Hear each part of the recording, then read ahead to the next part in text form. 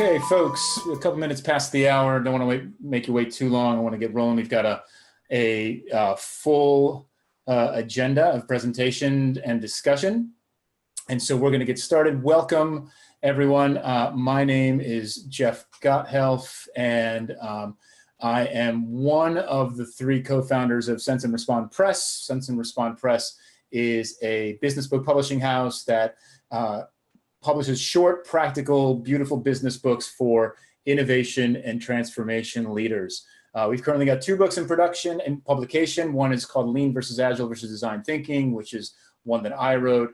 And we've got another one by Ryan Jacoby called Making Progress. And we're super, super excited to launch our 3rd book this fall on October 1st, in fact. The book is by Debbie Madden, who's joining me in this webinar today.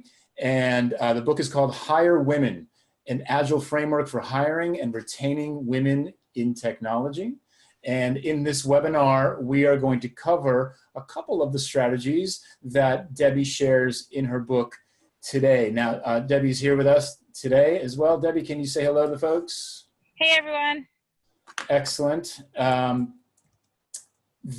want to introduce Debbie because she has quite an accomplished career. Debbie is the co-founder of and CEO of Stride Consulting in New York City. She's a mother, a wife, an author, and a breast cancer survivor. Debbie's built 5 companies from the ground up and has been the CEO of 3 of them. I've had the pleasure of knowing Debbie for many years at this point and being a customer of one of her former companies in New York City back in the day. Debbie is passionate about building teams that individuals truly enjoy being a part of. And due to her reputation as a passionate woman executive in tech and technology, Debbie is a sought-after speaker and writer. And so we're super, super excited to have her here. She's going to talk about some ideas in her book. Now, look, there's a Q&A module at the bottom of the webinar window. If you've got any questions for Debbie as we go along in the presentation, please add them in the Q&A module. If you add them in the chat, I'll see them. But ultimately, I'm going to read the questions to Debbie at the end of her presentation from the Q&A window itself there. So that's the first thing. So please add questions in there over the course of the presentation.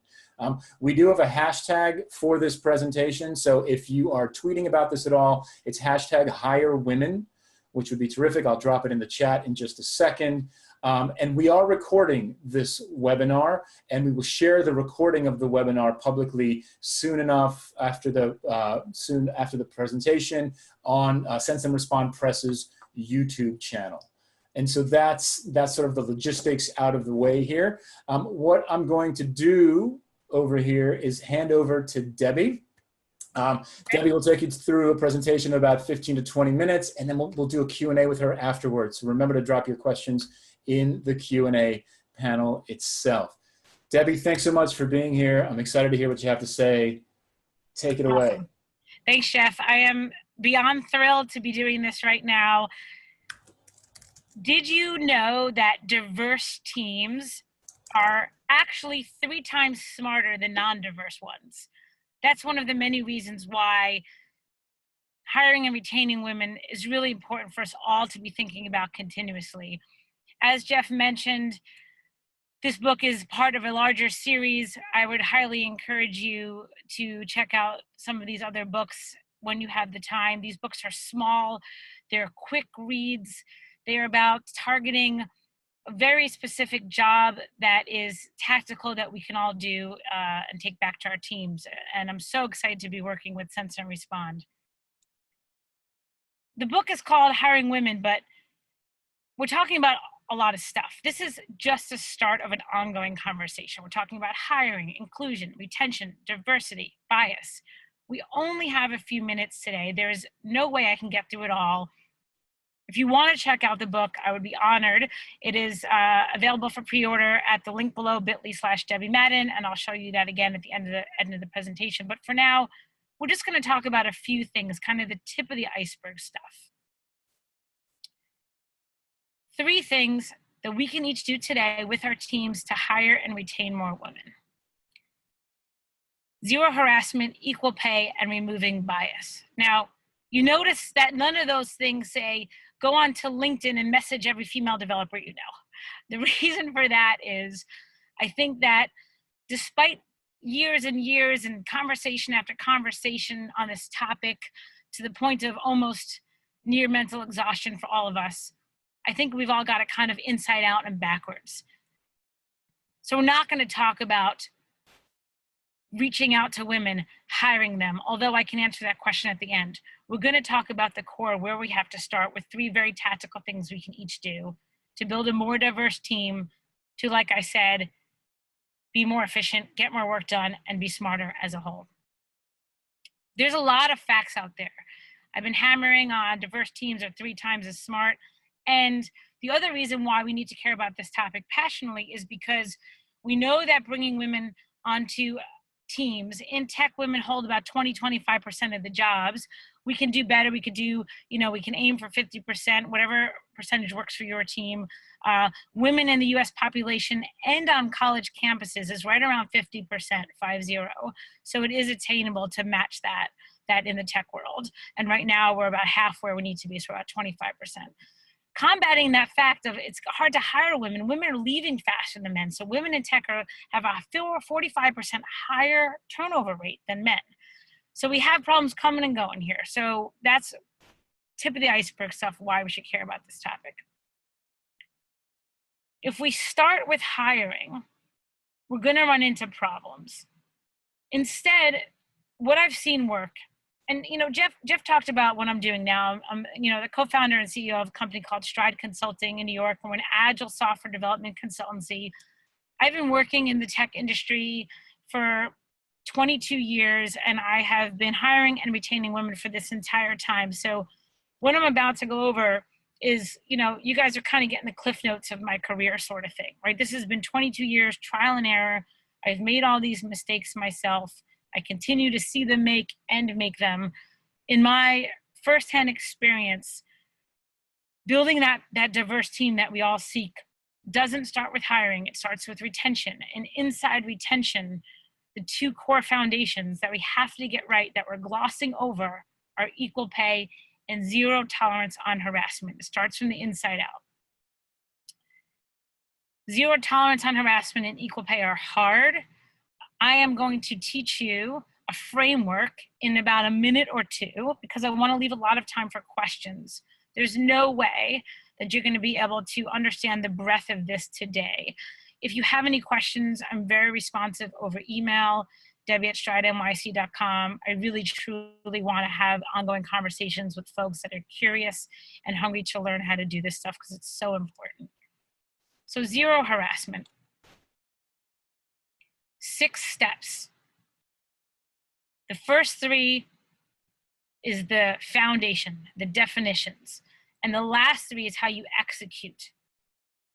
So if you want to truly have a zero tolerance policy on harassment, and the reason why this is the core of hiring and retaining women is because think about it from your own personal perspective. Would you as an individual, regardless of your gender, your age, your industry, your career, where you are on your life's journey, would you ever sign up to join a team of any type, a working team, a sports team, where you didn't feel safe? You simply wouldn't. So the more teams can truly define a safe place for all individuals, the better we're going to be at attracting and retaining different types of individuals. That's why this is so important. Defining harassment as it pertains to your team.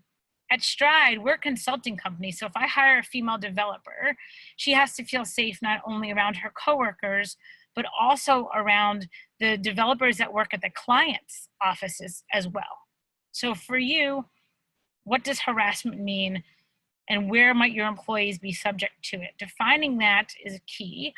Also defining a code of conduct, the things that you expect and the things that you will not, tolerate in your environment. No isms of any kind is a good place to start. Racism, sexism, ageism, those sorts of things. And then putting that all together in an employee handbook. The key to getting this top part right is don't ever print any of this. The second you print it is the second it's outdated. really use, you know, your knowledge of modern agile engineering best practices and carry these practices over to this process that we're talking about. Create a digital handbook. Every time you change it, simply email your employees and alert them to the change. Make it dynamic, make it fluid. Once you have that definition, and you should involve a lawyer, you should involve your HR department, you should involve all your hiring managers, your executive team. This ought to take you some time. Then what happens when someone comes to you and says they feel unsafe, they've been harassed? 4, 5, and 6 are the key to executing a zero tolerance policy on harassment. First thing is you have to do due diligence. You have to place a call to your HR team and to your legal team and really figure out, have them guide you through dealing with each step. Deal with it the day you find out about it, not the week after, not the month after, but the day that you find out about it. Timing is critical. And then steps 5 and 6, liability training for anyone that's a supervisor and anyone that's an employee. New York State, for those of you that live in New York, as of October 1st, so 6 weeks from now, it's coming around the corner, is requiring harassment training every 90 days for all companies. So everyone is going to be getting a little help from New York City. If you want to know how to do this, again, this is one of those good times to email me, debbie@stridenyc.com. I can recommend a very quick, cost-effective, thorough way to do this. You can do an hour training for your entire company. This will protect you and go volumes. One of the biggest questions, and we'll save this for the end, but I want you to start thinking about questions now, is I'm just one person and I've signed up for this webinar. I've signed up, I'm on board with this idea, but I don't work in a company of one. I have the realities of I might work for an enterprise team. There's a lot going on. How can I do this myself? I'm happy to help you answer those questions. So if you have those types of questions, ask them later on. I don't want to take more time in this than I have now. Step 1, harassment. Step 2, equal pay. There's, again, a 7-step process. The first 3 steps is the foundation, the definition. The last 4 steps is how you execute equal pay. I myself, being a woman in tech, it might go without saying, but I believe very strongly that everybody should get equal pay for equal work. I also believe very strongly that this is not a hard problem to solve. I understand that there, again, big companies, small companies, there's red tape, there's difference of opinion. All this being said, this is a solvable problem and it should be a priority. The first thing you have to do is define what equal work is. You wouldn't pay a junior developer the same thing that you would pay a CTO. So step number 1 is defining a skill category. What does it mean to be a junior developer? What does it mean to be a senior developer? What does it mean to be a CTO? Then you layer on top of that a career ladder. How do I, as a junior developer, get promoted to a senior developer, and so on? And then step 3, skills categories plus career ladder equals role matrix. Role matrix is you have these pillars of success: internal leadership, soft skills, mentoring, software development, agile. And you say, okay, if I'm going to be a junior developer, I need to have level 1 at all of my pillars. If I'm going to be a CTO, I need to have the advanced level of all my pillars. This is a very complicated matrix. You're probably asking yourself lots of questions. If you're not, I would encourage you to really think about how you can craft questions for me so you can really understand this. The key is every employee that walks in your door has to have a clear set of expectations. If you do these 3 things, you will get paid this wage, which takes us to the execution. If I'm a junior developer on my team and I do the things that are laid out for me in my role matrix, I know that I'm going to earn between $70,000 and $90,000. My career ladder tells me what I need to do to get to that $100,000 mark. Salary bands should be transparent, not actual salaries, because that is confidential with each employee. But if I have 10 junior developers on my team, everyone in the company ought to know that all 10 of those junior developers make between, let's say, $70,000 and $90,000. Performance reviews are broken. They penalize women because women negotiate on the whole less than men and ask less questions.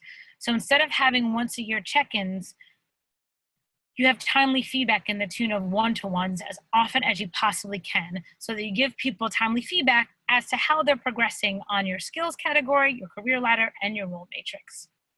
Then, once someone has achieved what you expect of them, they get promoted. It's ridiculous that we're promoting people once a year, on their salary date, once a quarter, whatever. Promotions at any time. When someone has achieved the thing that you told them was required, they should be considered for promotion. They know the salary bands, they know what's expected for them. All of the managers know everyone with this in this band makes this amount of pay, and we kind of have this system that's transparent yet motivating at the same time. I can tell you I've been using this system for 4 years now. It has been game-changing for me, both in terms of hiring and retaining people of all ages, people of all genders. It has been absolutely one of the best things we have done at Stride. And then sometimes you're going to get it wrong. Sometimes you say someone should make 70 and really they should make 90. You should not require employees to ask for more money.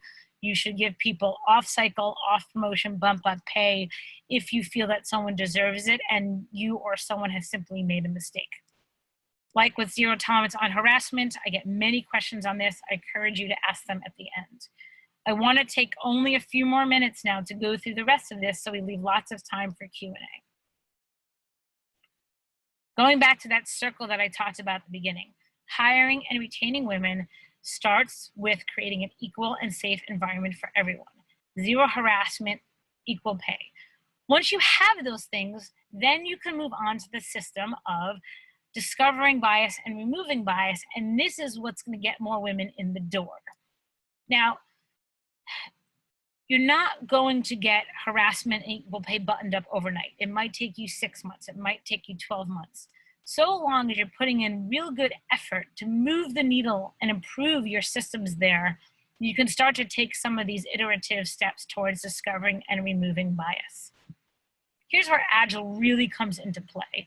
This is not a one and done situation. This is an iterative loop. This is something we have to all continuously be looking at.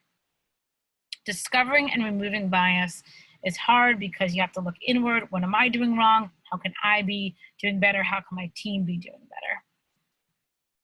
First, let's take a second. There are 3 types of bias. Conscious bias, the kind that's blatant. Unconscious, the kind we don't even know we're doing. And then confirmation bias, which is simply, I'm having a phone screen with someone that I think is like me, therefore I inherently think I like them, therefore I'm gonna ask them softball questions so that they confirm what I already think I know about them. So let's assume we all agree on that for the sake of time.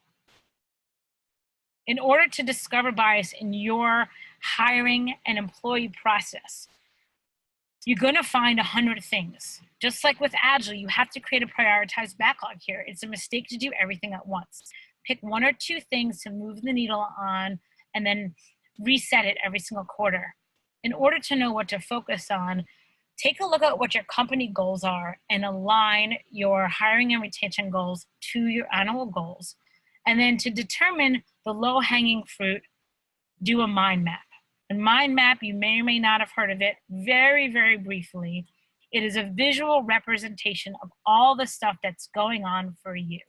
So for example, inside hiring and retention, on the left side here, we have our website, we have social media, we have our employee benefits, we have job postings.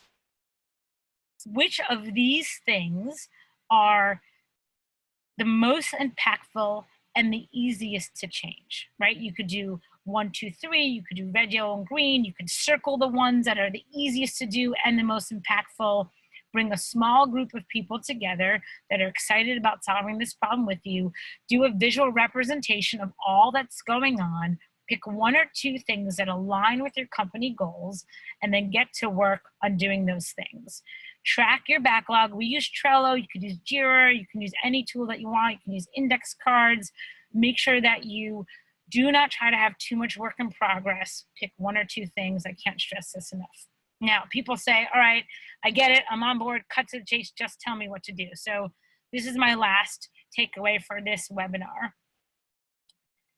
If you want to remove bias, here are some of the things that I have seen work best. Now, the obvious stuff I'm not talking about. Your website should have diverse images. You should have benefits that apply to a variety of people. Those are the kind of the obvious things. These are the less obvious things, equally as important. Step number one, inside your company, you should encourage all of your employees to find both internal mentors and external mentors of people that are opposite sex and opposite race and different age, gender, and age generations than they are. Pairing people up one-on-one in a mentor-mentee relationship with people that are not like them is one of the single biggest things that impacts empathy towards different types of people. Second, make sure you have gender-neutral job descriptions. You can put your job description into Text.io and it will tell you, it will literally spit out the answer for you. Couldn't be easier. Blind interview process. If you can, have one step of your interview process where the person being assessed is gender is not revealed. At Stride, we have someone take a take-home code exercise and our developers grade the code without seeing the identity of the person. This will go a long, long way. If you think people are rejecting any type of person on an unfair percentage than other people, send through a couple of the people that fail, known as false positives, just to kind of test that theory out. The last thing is to avoid that confirmation bias we talked about. It's very important to script every single interview you have, the phone screen, the on-site, the culture interviews, the offer. Script everything so it really is apples to apples. And please, hopefully many of us are here. We're all connected through the Sense and Respond community. Hopefully we all care and understand Agile, so I don't have to labor this point. Prioritize your work, align with Agile goals, annual goals, create a backlog, estimate. Don't spend a lot of time. Small, medium, large is good enough. If you can, do weekly Scrum. And finally, embrace and anticipate change. I want to leave the rest of the time for questions. We are not going to be able to get to everything. There's just no way. This is stuff that has taken me personally decades to get this far, and I'm still learning. But I would encourage you to email me, debbie@stridenyc.com. And also, if you want to kind of, all the stuff that I talk about is pulled from the book. The book has a lot of diagrams. It has a lot of details into how to dig into this stuff. It's going to be available October 1. And I would be honored and humbled if you would check that out. Most importantly, we have a lot of really interesting stuff going on here. What Sense and Respond is doing is really commendable. I'm really excited to be a part of this, almost like a movement. We're creating small, easy to read, quick 30-minute reads that are going to really help us form and improve tech teams for decades to come. So please check out these other books as well. And with that, Jeff, I appreciate the time. I'll turn it over to you for any questions you or folks may have.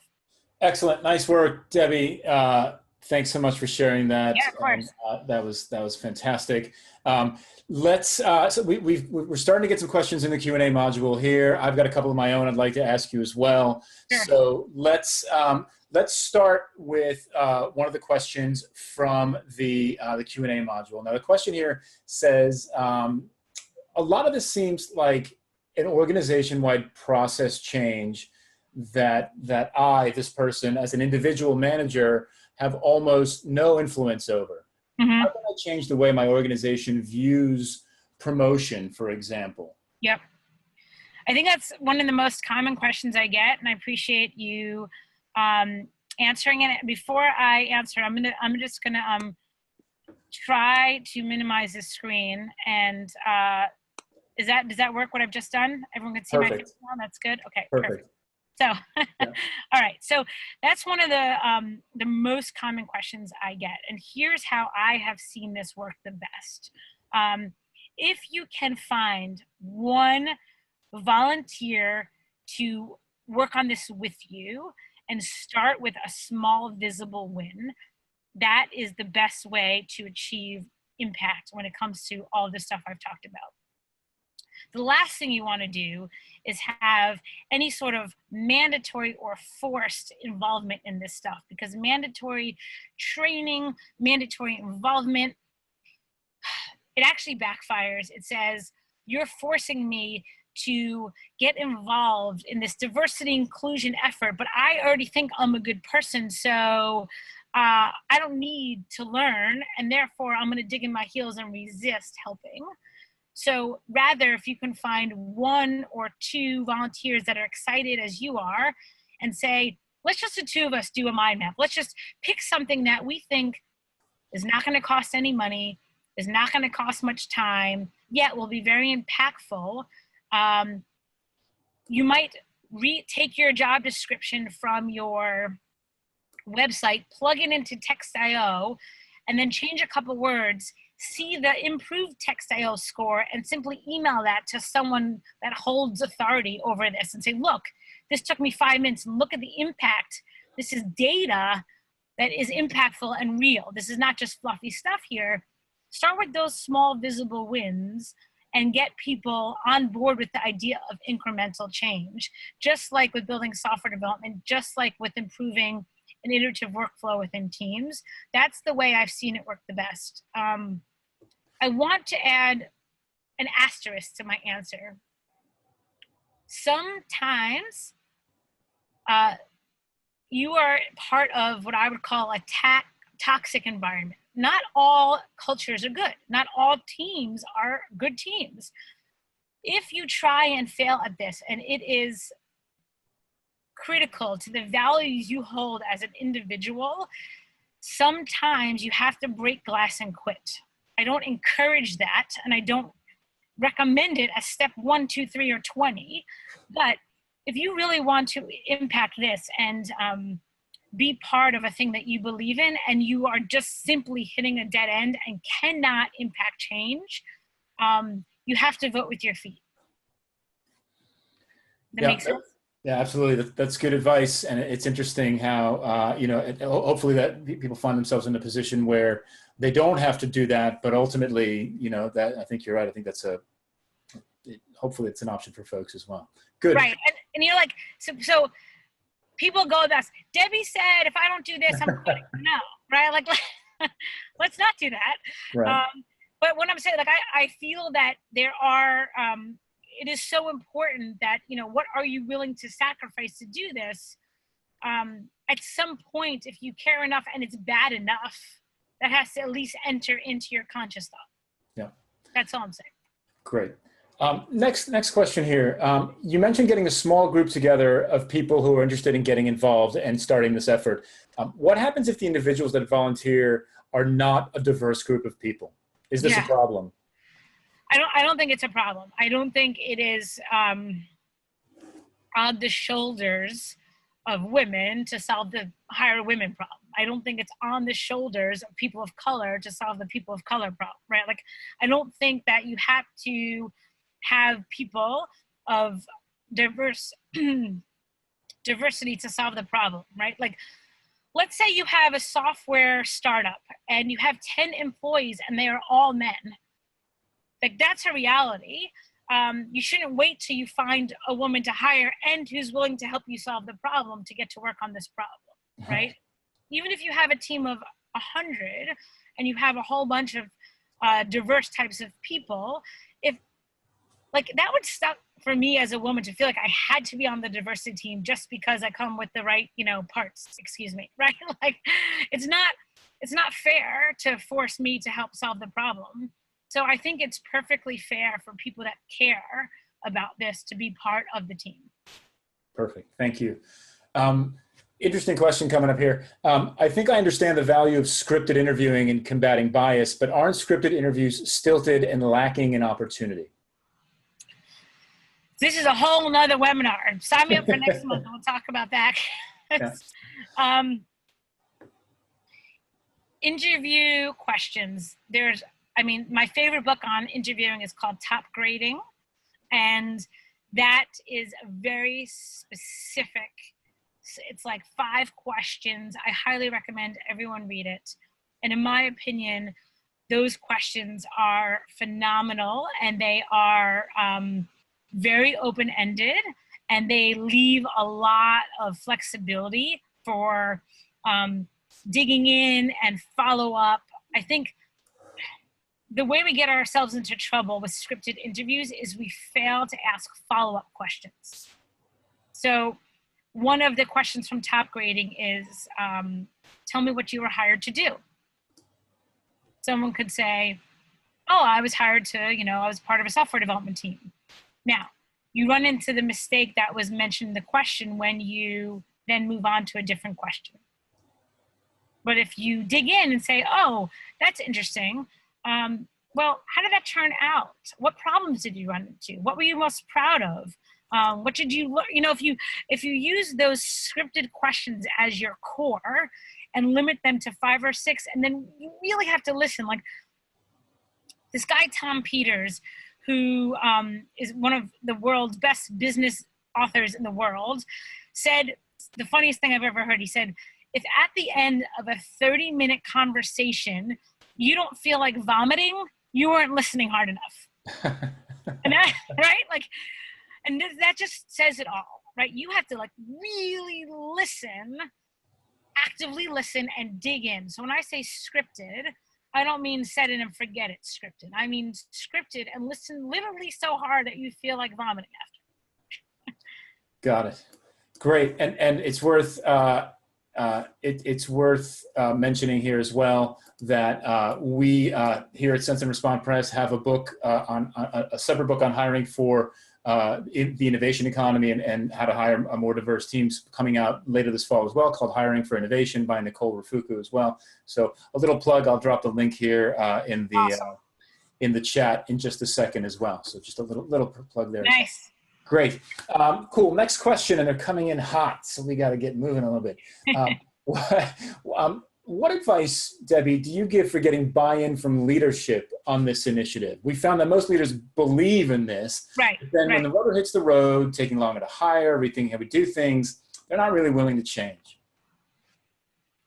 Yeah. So here's what I've seen work for me. So in my career, this is for me actually a survival tactic, because for me as a woman at tech, I have often found myself like a seat at the table and it's me and a bunch of men.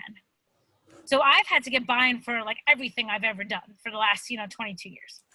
So this tactic that I'm about to share is something that works for this and also I think for everything else. So you go to the person, let's say it's your CEO, let's say it's your manager, let's say it's your board, and you start with what they care about. People love talking about themselves. Just everything I said, people love talking about themselves. So first thing, hey, Jeff, you're my CEO. So we set this goal for the year. That's interesting. Tell me more about that. Okay, great. So you want to make X% profit. You want to double in size. You want to do A, B, and C. You want to get X many users. It's really important to me to focus on diversity and inclusion. Are you on board with me spending 2 hours a week if I don't mess up your goals and I don't take X amount of money and I achieve A, B, and C? Yes or no? Yeah. And then if they say yes, great, awesome, and then it's on you. This is where you have to really get good at managing up. Okay, I am gonna help you achieve your goal. Did you know that diverse teams are actually 3 times smarter than non-diverse teams? I think if we increased our D&I initiatives, we would actually have an easier time achieving your goal. Really, gotta always take it back to them. And if I'm wrong, I'm wrong. And if they say no, just carve it out till it's smaller and smaller and smaller. And then that's when it's in case of emergency, break glass. If you're just dealing with an a-hole, then you're listen, this isn't working for me. Hopefully it won't get that far. People are afraid of things they don't understand. They're afraid of missing their numbers because then they have to answer to the board. So the sooner you can assure your leadership team that all that stuff is going to be protected, you're not going to risk any of that stuff, you're actually going to make it easier and make them look good. That's how you kind of you got to part the waters to clear a path for yourself. Got it. So you're if they see risk in it, essentially you're compartmentalizing the risk, you're reducing the amount of investment initially to prove value, and then hopefully getting to expand that level of investment. Right. Well. Yeah. If you go and say, I want equal pay for all, they're going to be like, hell no. That's going to take way too, if you say someone that's going to be how do I even do that? Right. But if you say, okay, well, the first thing we're going to do is we're going to create just a skill, like a skills ladder. We're going to like, okay, we have junior developers and mid-level and senior, but do we really know what it takes to get promoted? Or like, do we have it explicitly written? How's about I do that? Yeah. Right? Like, just kind of start with the small stuff, the stuff that, again, takes a few hours, doesn't require a big financial investment. And the other thing is, too, going back to that external, the value of the external mentor. If you are going to your leadership team, your board, and you're getting pushback, ask if they want to talk to someone outside the company, right? Ask, hey, listen, if you're curious, why don't we both get on a 30-minute hangout with Debbie, with somebody, anyone, right? Call anybody, and just kind of get like free external advice, because don't take my word for it. Listen to someone else. Like, that's a really good way to start to have the conversation.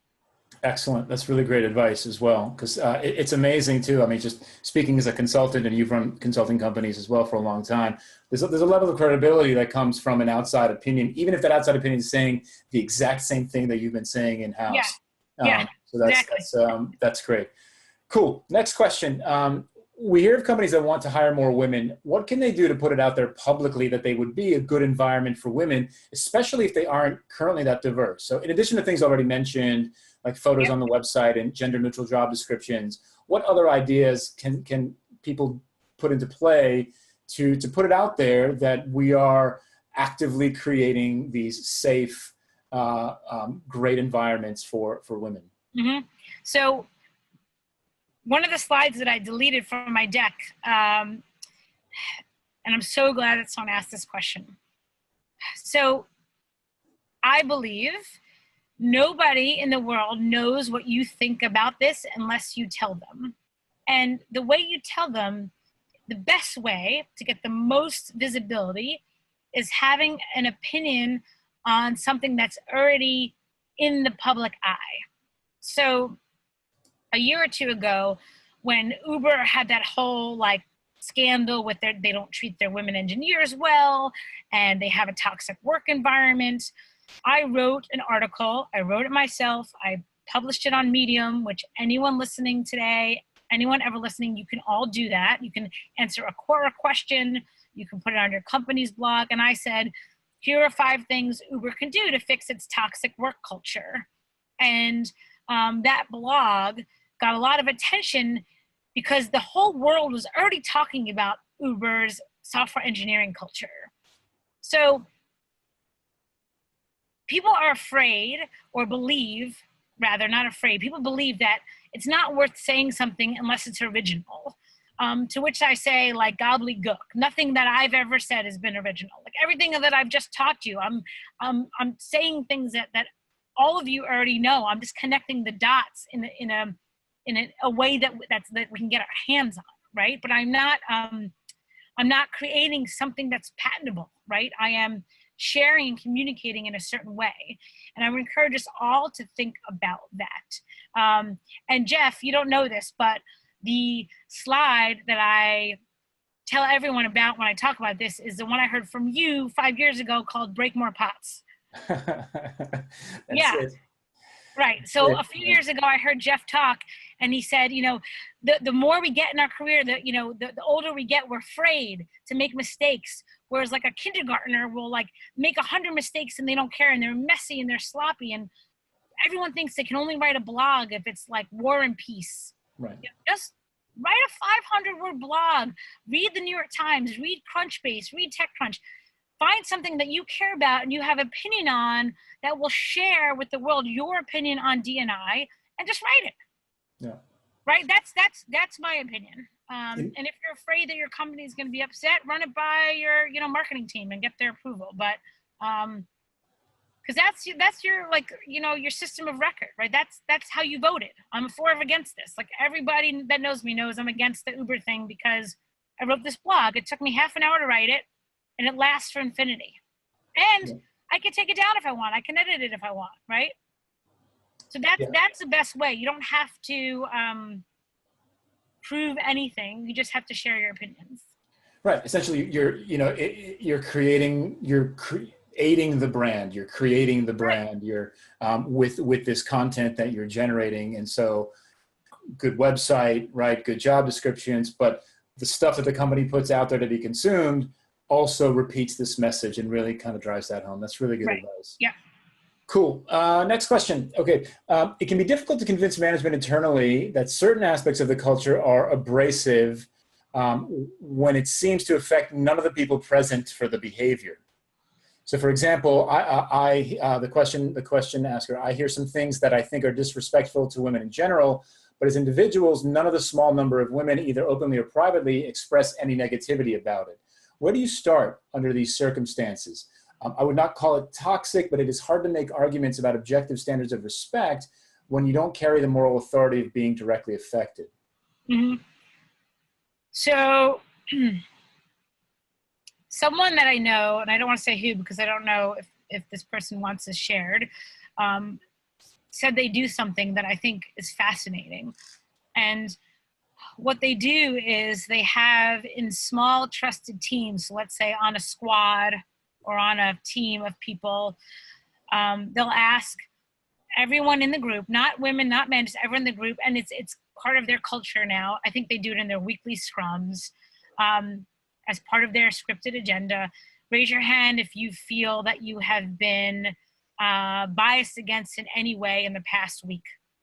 Wow. Raise 50% of people and move on, right? And the person will say like, oh, well, that's interesting. No men raised their hand, and 3 out of 4 women in the room raised their hand, and then they take that back to management, and it's like, listen, I'm not even saying what it was, and I'm not even digging in. It's just like a quick temperature check, and it's data. Like, this is happening, and it's not blaming, and you're not even getting back to management who said it. So if people aren't comfortable saying it in front of people they don't trust, they don't have to, but it's very quick. It takes 5 seconds. It's part of the culture, and it's a nice way to get data up the food chain, if you will, without people feeling they're doing something wrong. So that, I love that. That's one of the most effective things I've ever heard for ways to do this. And I think, the other thing is, if someone feels that that's happening and there's difference of opinion, there's always going to be difference of opinion. You're not trying to get like 100% consensus, but you also don't want people to dig in and fight you either. So if there's something happening, you could do, here's where like a lot of agile exercises come into play. You could do the 5 whys. Like, let's, as part of our retrospect, do the 5 whys on why this happened. You could do plus delta. You could do a timeline. You could do some sort of agile retrospective activity to uncover problems. And you might not even label those problems, right? Having to do with diversity or inclusion. Right, that you don't have to like call the kettle black sort of a thing, right? It might be other, and you might be wrong too. That's the other thing. Like you might, there might be problems. It might be because, you can't give all women a pass, right?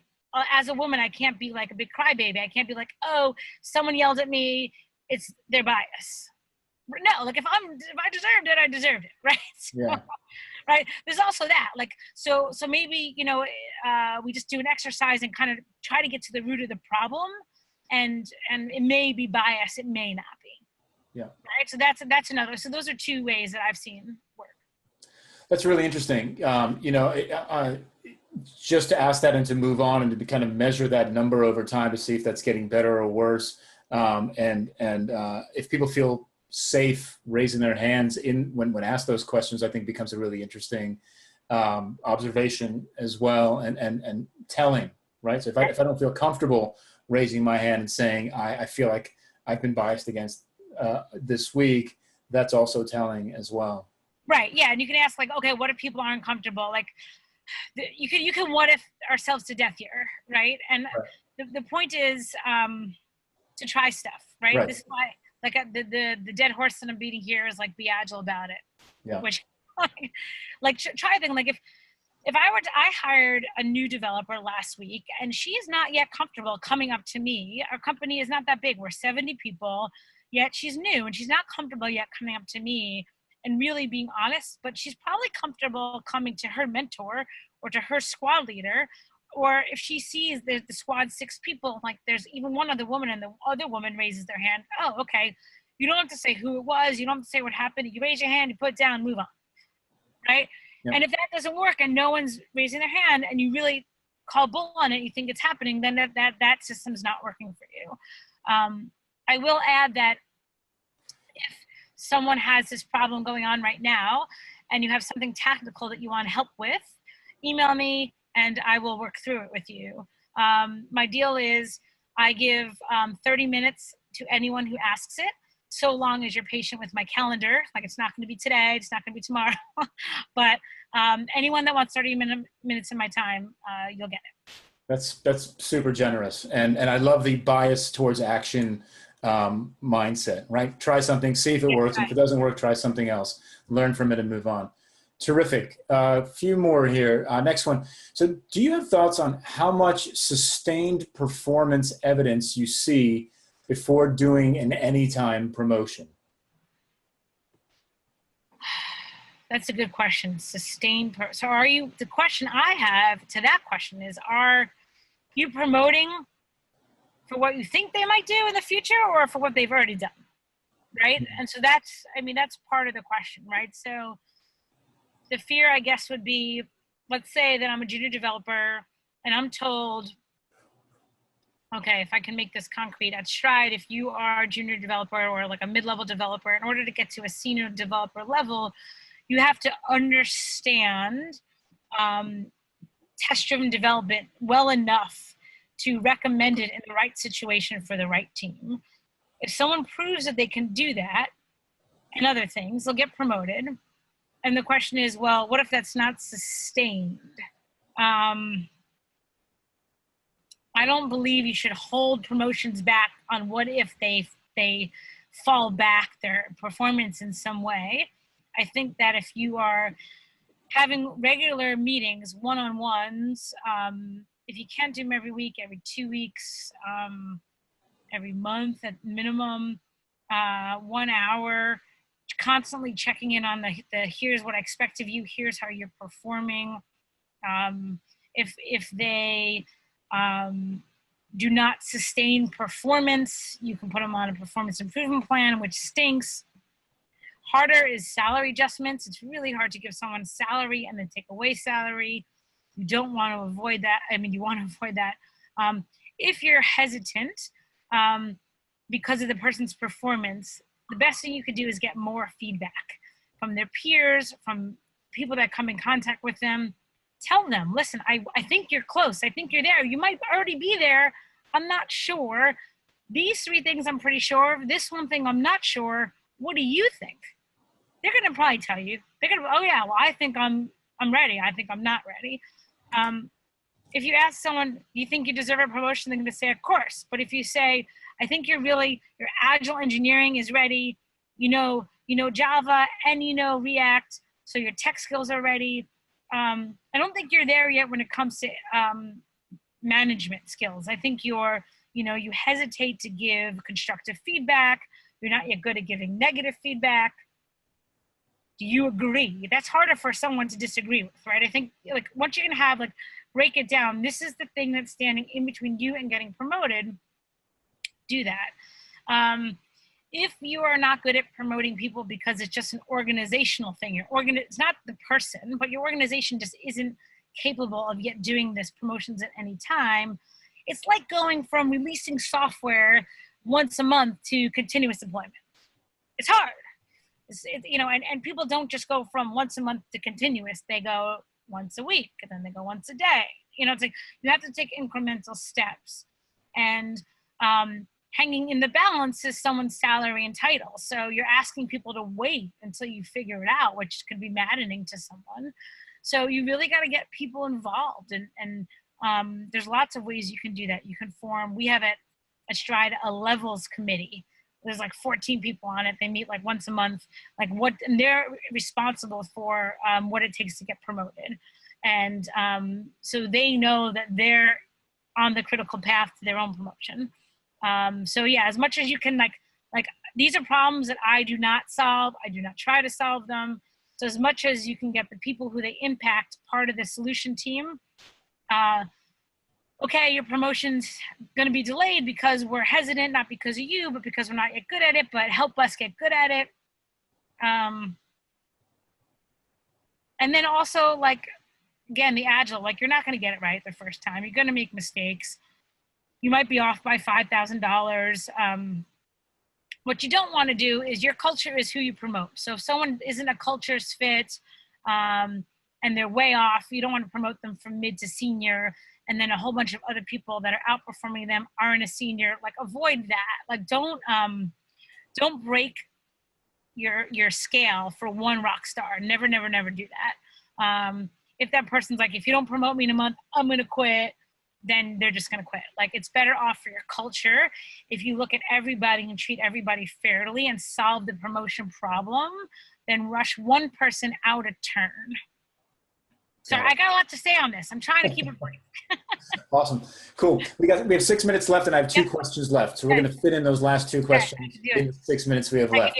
Okay. I like this next question because I am not Jira's #1 fan. And so I do like this particular question. Question is, how does legal counsel think about the backlog in Jira, particularly the kind of backlog you were describing in your talk? My guess is that they might see it as a potential liability, possibly Exhibit A in a potential lawsuit. How has this played out in your experience? Yeah, okay, that's interesting. So I got two thoughts. Number one, it's a good rule of thumb, and again, this is not within our control, but we have to think about it anyways. Our goal should be to never have to look at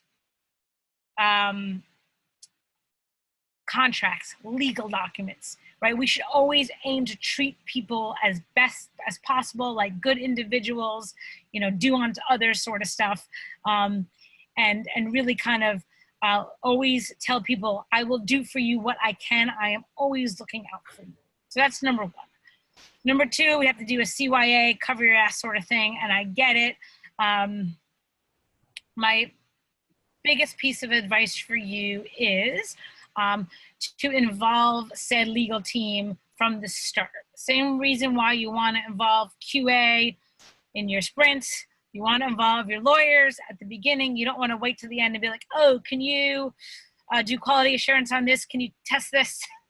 You know, like, think of your lawyer as your QA team. Like, you want them involved in the beginning, because if you happen to be on a team, you might have certain HIPAA regulations or privacy regulations or whatever. You might have security clearance. You have all sorts of things that we can't possibly all understand.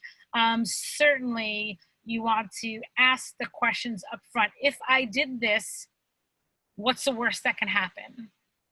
And then whoever makes the decision has to make, what is my business risk and what risk am I willing to put up with? So if your lawyer says you don't have anything special, just a normal run-of-the-mill course of doing business risk, and I know that I have a good culture, I treat my employees well, things are going fine, and it's like 1 in 100 million chance that Trello is going to be a negative, then it's not a big risk. If the lawyer says, because of our industry, because of our culture, because of the existing lawsuit, we really got to do A, B, and C, I would listen to your lawyer. Good. Excellent. Excellent. Okay. Last question. I think it's a good one too. What can someone do to counter unconscious bias, especially in performance reviews? Oh, God. You gave me 3 minutes to answer 3 minutes. Right. That's it. 3 minutes. What's one thing someone can do to counter unconscious bias in performance? In performance reviews. Okay, Yeah. so the data, the research has told us the more frequent feedback, the more unbiased it is. Simply replacing annual performance reviews with one-on-ones is the biggest thing that you can do. So this is like research by like if you Harvard Business Review has like a 60-page diversity and inclusion research packet. It is phenomenal. It is based on science research. I think you have to pay $70 for it. Best $70 you're ever going to spend. I would highly recommend you check it out. It has all the research that backs up all the stuff I'm about to say from actual scientists and researchers and all this good stuff. When you give someone, a woman, an annual performance review and you say exceeds, meets, below, women perform worse in those situations. So the more you can get away from those, and I understand we got to document, we got to see all that stuff, one-on-one feedback is much better. 360-degree feedback from different people, two-way feedback. All at Stride, we have this thing called Striders Who Lunch, where every month you can go on the company Amex card out to lunch with another Strider with the goal of two-way feedback. I give you feedback, you give me feedback. So we're not necessarily manager or managee. We're not necessarily even on the same team together. A recruiter can go out to lunch with a software developer. And it's really just providing this holistic rainbow of feedback. And then there was one more thing which has totally escaped my mind. Ask everybody to ask the same questions, because that's another thing. Women in general ask fewer questions and like debate less. So if you are giving an annual performance review, the best thing you could do is add on to it. As a reviewee, I'm requiring you to come to this meeting with 3 questions. Or after you see the feedback, a week later, we're going to have a debrief, and I want you to come up with 3 questions. If you can somehow, in any small way, level the playing field in the inquisition part, that would help. Got it. Awesome. Debbie, thank you so much. That was a ton of information in a densely compact period of time. Thank you. It was a ton of fun.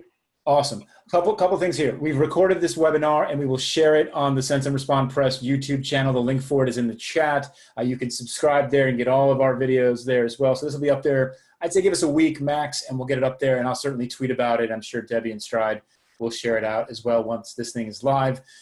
You can pre-order Debbie's book, Hire Women, at the bit.ly link, bit.ly/Debbie Madden. Over on Amazon, you can start to get those pre-orders going. The book should go live October 1st. That's our plan at this point. And beyond that, keep an eye out on our Twitter for upcoming webinars from more of our authors. Check out the books that we already have coming out. Debbie, thanks so much. Again, this was fantastic. Thank you. Thanks, folks, for coming out, and we'll see you all next time. Bye, everyone. Bye, folks.